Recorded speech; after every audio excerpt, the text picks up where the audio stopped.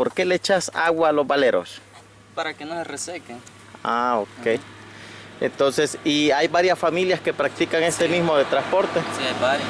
Ok, ¿me puede dar Ray y viajar un momento contigo en este transporte? Claro que sí. Bueno, entonces vamos a subirnos acá y a probar suerte. Vamos a ver, aquí nos colocamos y seguimos. Ya.